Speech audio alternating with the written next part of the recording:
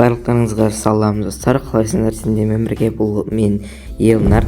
Бүгінгі видеода сендерге универсальный лаунчер ұсынамын, но бұл лаунчер сатылады. Яғни бүгінгі видеода осы лаунчердің загрузкасын жасауды көрсетедім. Неге? Өйткені бұл лаунчер басқа лаунчерлерге қарағанда загрузкасын, яғни автоустановкасын жасау басқашарақ. Бұл лаунчерді менен сатып алған адам автоустановка жасай алмай қалуы мүмкін. Ал бұл лаунчердің ерекшеліктеріне келсек, бұл лаунчерді любой Android телефон көтереді. Қатырмайды, шығарып жібермейді, кіргізбей қоймайды, локать етпейді, то есть. Және де бұл лаунчерде защитаға қосылған ойынның файлы, яғни кэші защитада болады. Ешкім ұрлай алмайды ойынның файлын, мысалы Black Russia сияқты Black Russiaның ойын файлын вообще ұрлау мүмкін емес, алу мүмкін емес. Мысалы сіз скин, мысалы машина қоссаңыз, оны ұрлап кетуі мүмкін басқа лаунчерлерде, ал бұл лаунчерде ұрлай алмайды. Және бұл лаунчерде семья системасы бар. Сатып алатындар болса личкаға жазыңдар, міндетті түрде жауап берем. Telegram ссылка описаниеда. Енді туторды бастайым. Так, бізге керегі вот осы Snow Grand қызы деген бізге кэш. Өздеріңіздің любой кэштарыңыз, мысалы ойынның файл деген сөз кэш, сол кэшті дайындап аламыз. Так, осы кэшқа кіреміз и потом инструкция бойынша осыны жасаймыз. Инструкция дегеніміз қазір экранда шығады, сол бойынша жасаймыз. Вот осы инструкция бойынша скрин жасап алыңыздар и потом кеттік. Наяқта енді инструкция файл 1.zip-та барлығын таңдаймыз и потом TXDB дегенді алып тастаймыз. TXDB-дан басқасын барлығын аламыз да, наяқта 3 точка тұрады шетінде, еще деген, соны басамыз и наяқта сжатие деп тұрады, соны басамыз и осы жаққа атын файл 1 деп қоямыз. Вот. И окейді бассақ бізде сжать басталады, соны күтеміз. Потом наяқта осындай zip файл пайда болады. Вот іші осындай TXDB-дан басқасы бәрі істелген. Все. Енді файл 2.zip инструкция бойынша бағанағы файл 2.zip-та бізге TXDB-ға кіру керек. И потом осы яқтан новый файл создать етуіміз керек. Инструкция бойынша папка создать етеміз, файл дептім. Папканы создать етеміз. TXDB деген папка создать етеміз. Вот. Осы TXDB-ға бізге мына ақ файлдарды салу керек деп тұр инструкцияда. Вот, копировать етеміз и TXDB-ға саламыз.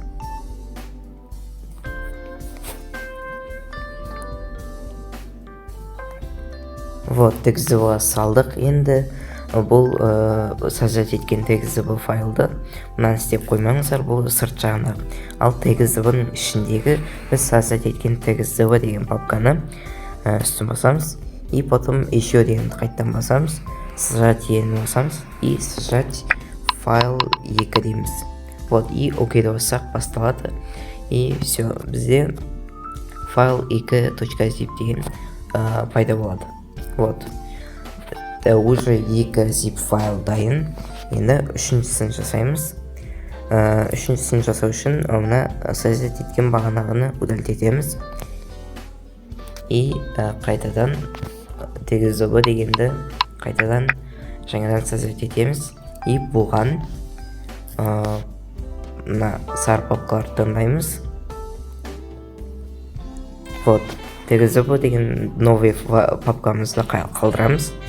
И ақтарды таңдамаймыз, бағаны істеп қойдық.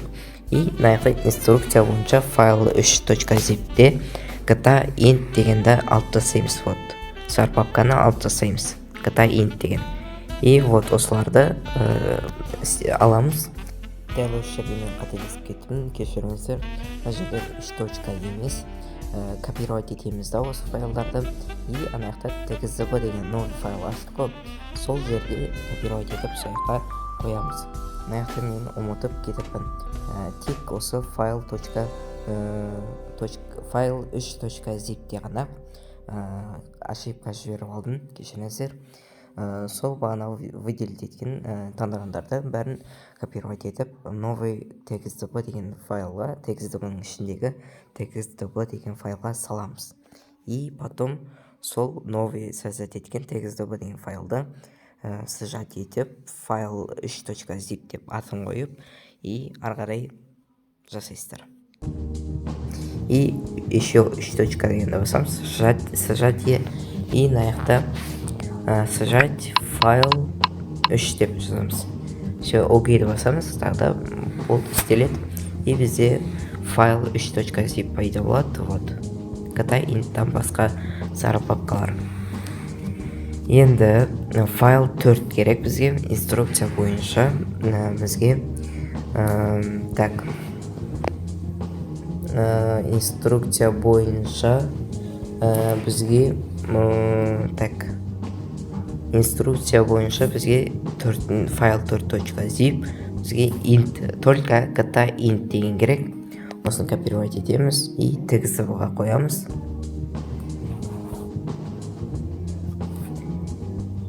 И мына жақта txzb дегенді сжать етеміз, файл 4 деп, и все, бізде папка пайда болады. Вот, мына жақта файл 4zip деген папка пайда болады. Вот, ішінде ката int қана. Все, осындай 4 файл пайда болады. Файл 1, файл 2, файл 3, файл 4.zip деген. И осыларды дайындап қоямыз. Бір папкасы жетеді, білмеймін, оңай жерге қойып қоямыз осылар 4-еуін. И бізге Dropbox деген керек болатын. Dropbox деген вот осындай приложение Play Market'те бар. Осыны скачать етеміз и кіреміз. Кірген кезде осы сатып алған адамдарға айтамын, ояқта осындай API.json деген беріледі, загрузканың ссылкасын қоятын жер. Вот, API.json деген тұрады. API.json-ға біздер сол папканың, сол 4zip файлдың ссылкасын қоямыз. Мысалы, бір ссылканы қойып көрсетейін. Мына жақта бізге мына плюсикті басу керек тәу.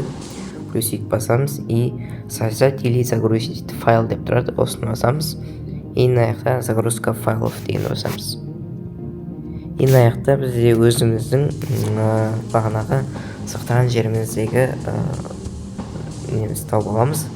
Вот менде мысалы tutor деген папкада тұр, и осы жақтан мына 4-еуін таңдап аламыз. Вот 4.zip файлды и выбрать дегенді басамыз.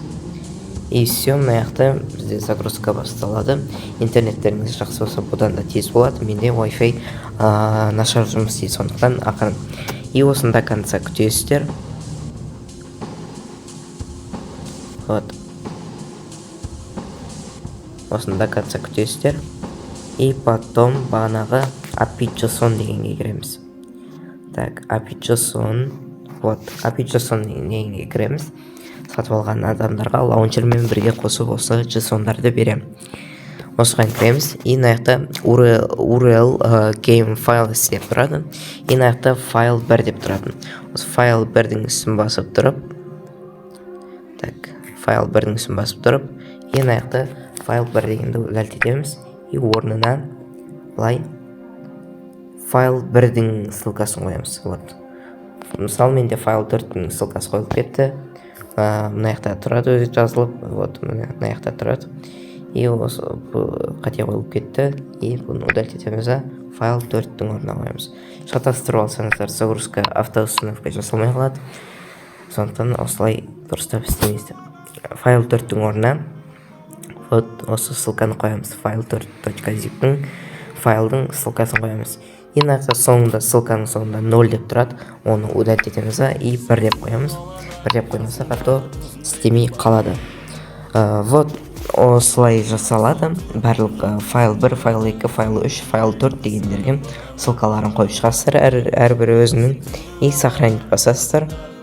И API JSON-ның вот 3 точканы басасыздар.